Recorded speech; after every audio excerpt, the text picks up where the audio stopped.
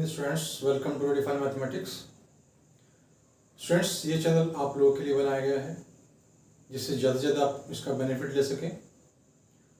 और स्टूडेंट्स, आज से हम इस चैनल पर क्लास 10th की फर्स्ट टर्म जो बोर्ड एग्ज़ाम होने वाला है, जो कि MCQ होगा, उसकी सीरीज़ स्टार्ट कर रहे हैं। जैसा कि आपको कल ही बताया था कि उसके जो हाफ सिलेबस से एक ज़्यादा चैप्टर है लगभग, जो उसमें 15 चैप्टर टोटल हैं, उसमें से आपके 8 चैप्टर्स जो हैं वो जो फर्स्ट टर्म एग्ज़ाम होगा उसमें आ रहे हैं। और उनकी प्रिपरेशन करना कोई ज़्यादा मुश्किल नहीं है, इसलिए आपके लिए सीरीज स्टार्ट की गई है। MCQ इसमें कराए जाएंगे और बताया जाएगा कि इनको शॉर्ट ट्रिक हम किस टाइप से कर सकते हैं। कुछ क्वेश्चन जो है जिनको हम शॉर्ट में कर सकते हैं उनको आपको समझाया जाएगा किस टाइप से हम शॉर्ट में कर सकते हैं, और ये आपके लिए बहुत ही बेनिफिशियल होने जा रहा है। सो स्टूडेंट्स, ज़्यादा से ज़्यादा इस चैनल को शेयर करें और सब्सक्राइब करें, जिससे ज़्यादा से ज़्यादा स्टूडेंट इसका बेनिफिट ले सकें। और अगर आपको कोई कन्फ्यूजन है, कोई प्रॉब्लम है, then you can comment me. आपके कमेंट्स का सेटिस्फैक्ट्री आंसर्स दिया जाएगा और जो भी आपकी प्रॉब्लम्स होगी उनको सॉर्ट आउट किया जाएगा। सो स्टूडेंट्स, जैसे कि आपको पता है कि 8 चैप्टर्स आ रहे हैं। इनमें सबसे पहला चैप्टर जो आपका क्लास 10th का है, जो बोर्ड एग्जाम में आने वाला है, ऐसे टर्म एग्जाम में, उसमें वो आपका फर्स्ट चैप्टर है real numbers. So students, real numbers जो हमारा बहुत इंपॉर्टेंट चैप्टर है और बिल्कुल इजी चैप्टर है। थोड़ी सी उसमें सब चीज़ें हैं, उसमें आपका HCF है, LCM है। ये कोई मैटर नहीं करता है कि आप उसका HCF या LCM किस मेथड से निकालते हैं, क्योंकि यहाँ MCQ है। आपका सब्जेक्टिव पार्ट तो उसमें चेक नहीं होगा, केवल ऑब्जेक्टिव पार्ट होगा। और स्टूडेंट्स, ऑब्जेक्टिव क्वेश्चन जितने ईजी हैं उतने ही उसको टफ भी आप कर सकते हैं, क्योंकि जैसे आपके सब्जेक्टिव क्वेश्चन होते हैं उसमें अगर आपने थोड़ा सा क्वेश्चन सही किया तो उसी पर मार्क्स मिल जाते हैं। यानी आपका 4 मार्क्स का क्वेश्चन है तो उसको 1-2 मार्क्स उसको मिल जाते हैं अगर आप उसका थोड़ा पार्ट भी सही कर देते हैं, तो जहाँ स्टेप मार्किंग होती है। लेकिन स्टूडेंट्स, यहाँ वो स्टेप मार्किंग का सिस्टम नहीं होगा, क्योंकि आपका या तो 0 होगा या तो 1 मार्क्स होगा। तो आप ध्यान रखें कि क्वेश्चन जो है बिल्कुल सोच समझ कर बिल्कुल सावधानी पूर्वक उनको सोल्व करें, और बिल्कुल भी हड़बड़ाहट करने की ज़रूरत नहीं है, क्योंकि स्टूडेंट्स आपके पास क्वेश्चन पेपर सोल्व करने के लिए और जो भी आपकी आंसर शीट है, यानी जो MR शीट है, उसको सर्किल को ब्लैक करने के लिए, या जो भी इंस्ट्रक्शन बोर्ड फ्यूचर में देगा अभी थोड़े और दिन बाद, और क्लियर इंस्ट्रक्शन आने वाले हैं, तो उसी में ध्यान ये रखना होगा कि आपके पास 90 मिनट्स का टाइम है और आपके 40 क्वेश्चंस होंगे, यानी अप्रोक्सीमेट 2 मिनट्स जो है 1 क्वेश्चन के लिए होंगे। इसमें कुछ क्वेश्चन ऐसे होंगे जो बिल्कुल सिंपल होंगे और आपको जो है बिल्कुल ईजिली वो समझ में आ जाएगा कि इनका आंसर कौन सा है। तो स्टूडेंट्स, हम जिस सीरीज को स्टार्ट कर रहे हैं आज से, और इसमें हमारा फर्स्ट चैप्टर है रियल नंबर्स। इसमें हम किस टाइप से क्वेश्चन सोल्व करेंगे और कैसे हम उनको मार्किंग करेंगे। तो स्टूडेंट्स, आप देखिए ध्यान से, और कोई प्रॉब्लम हो then you can comment me. अब देखिए, फर्स्ट क्वेश्चन है हमारा, the prime factorisation of 192 will be. Prime factorisation 192 क्या होगा, उसके बारे में क्वेश्चंस आपके पूछे गए हैं।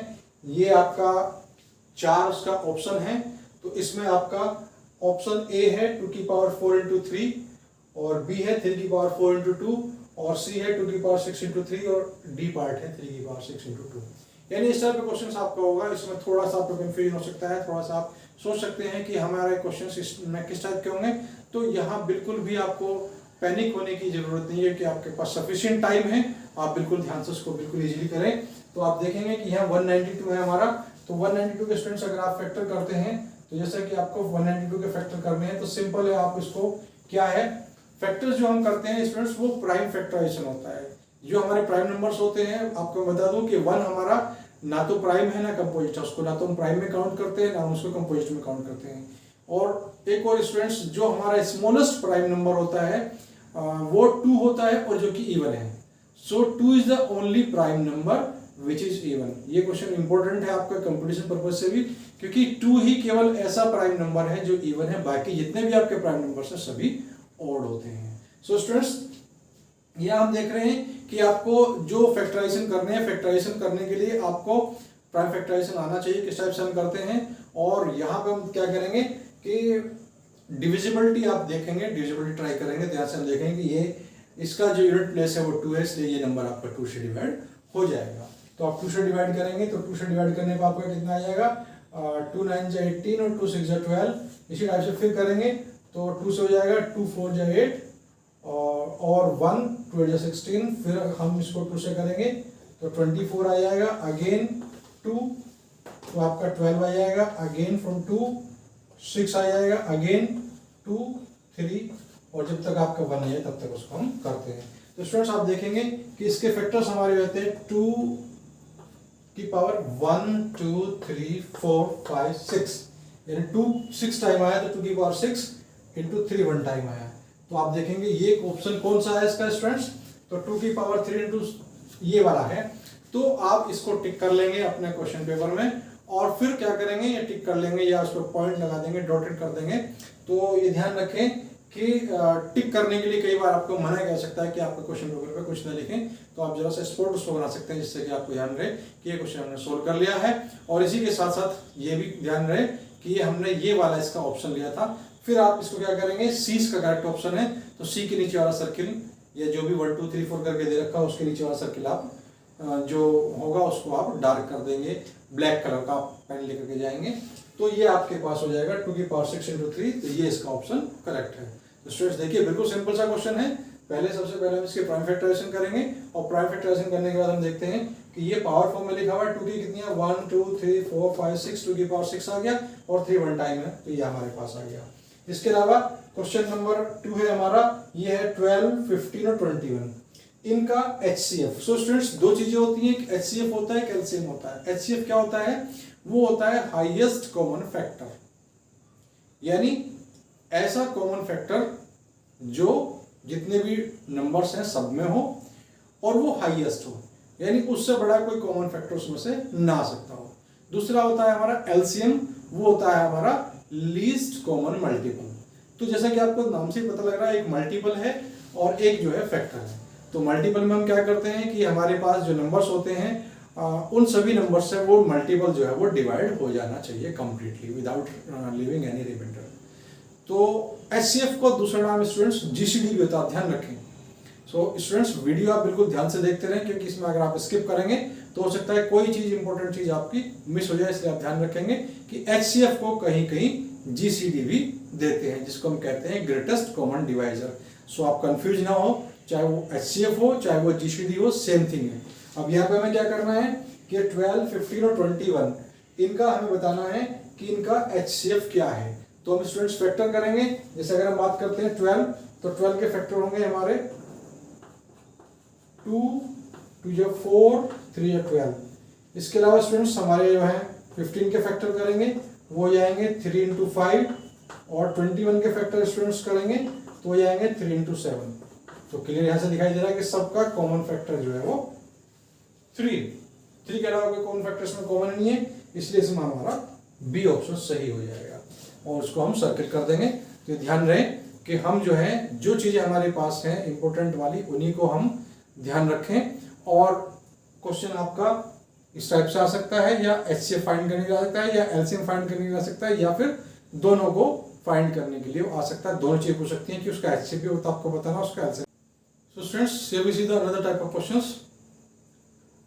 इसमें आपका इंपॉर्टेंट क्वेश्चन बनता है rational numbers. So students rational number आपको पता ही है, रेशनल नंबर्स क्या होते हैं, those numbers which can be represented in the form of P upon Q where P and Q are prime numbers and Q is not equal to 0।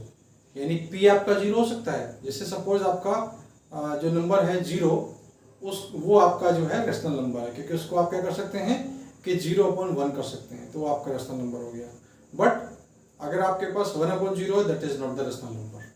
So students यहाँ पर हम देखेंगे क्वेश्चन क्या है आपका कि which is a rational number, इनमें से कौन सा रेशनल नंबर है। स्टूडेंट्स हम स्टार्ट करते हैं यहाँ से। यहाँ देखेंगे कि ये आपका 2 जो है वो रेशनल नंबर है लेकिन √7 इर्रेशनल नंबर है।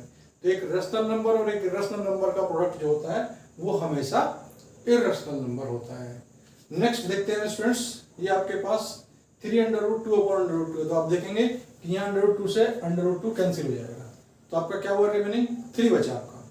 सो स्टूडेंट्स 3 क्या है आपका रेशनल नंबर है, तो ये आपका रेशनल नंबर हो गया। आगे भी हम देख लेंगे कि एक रेशनल और एक इर्रेशनल का सम या उनका डिफरेंस वो हमेशा इर्रेशनल नंबर होता है मैक्सिमम केसेस में। सो स्टूडेंट्स ये आपका बी पार्ट इसका आंसर आ जाएगा। Next question, which is terminating decimal, कौन सा टर्मिनेटिंग डेसिमल है। सो स्टूडेंट्स मैं आपको बता दूं टर्मिनेटिंग डेसिमल्स क्या होते हैं। टर्मिनेटिंग डेसिमल्स ऐसे डेसिमल्स नंबर्स होते हैं जो कंप्लीटली डिवाइड हो जाते हैं। तो उसकी कंडीशन ये है कि उसके डिनोमिनेटर के फैक्टर या तो 2 हो या 5 हो या दोनों हो।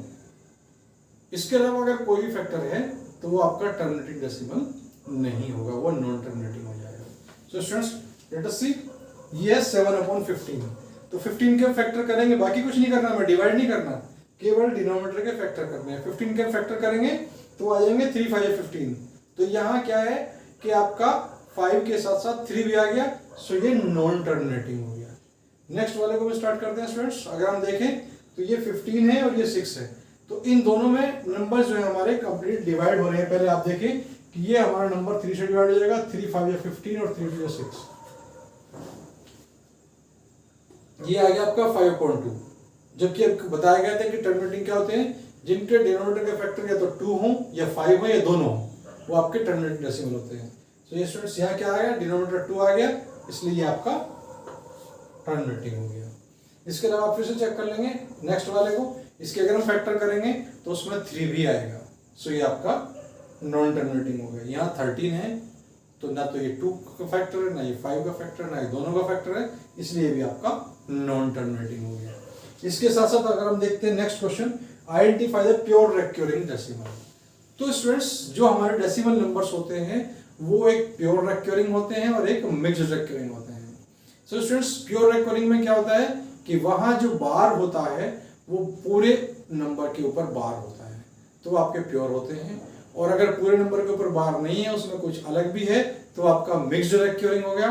तो यहाँ पे हम क्या देखेंगे कि ये देखेंगे कि ऐसा नंबर जिसमें पूरे के ऊपर बार बना हुआ हो, कोई भी नंबर बार से बाहर ना हो, तो वो हमारा जो है आता है प्योर रिकरिंग। तो जैसे हम देखते हैं यहाँ पे 4 है, 4 के ऊपर बार नहीं है, इसलिए ये आपका मिक्स्ड हो गया। यहाँ हम देख रहे हैं कि 6 है, 6 के ऊपर हमारा बार लगा हुआ है, तो इसका मतलब ये हमारा बी वाला ऑप्शन सही है। इसको हम देखेंगे, यहाँ 41 भी है और 2 भी है, जिनके ऊपर बार नहीं है।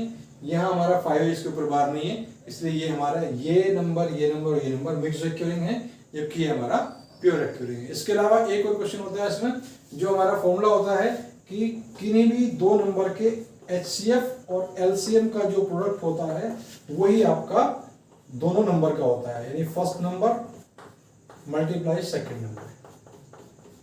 ये डेफिनेशन आपका फॉर्मूला है, इस फॉर्मूले के ऊपर भी क्वेश्चन पूछा जा सकता है।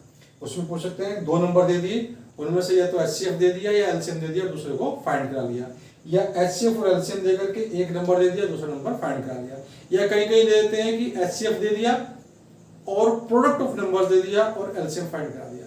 तो उसके लिए क्या है कि अगर आपको HCF फाइंड करना है तो प्रोडक्ट ऑफ नंबर के अपॉन में LCM आ जाएगा, और आपको LCM फाइंड करना है तो प्रोडक्ट ऑफ नंबर के अपॉन में HCF आ जाएगा। सो स्टूडेंट्स इस चैप्टर में तो लगभग इतना ही है, इसके अलावा कोई ज़्यादा इस चैप्टर में है नहीं, तो इसकी प्रैक्टिस करिए।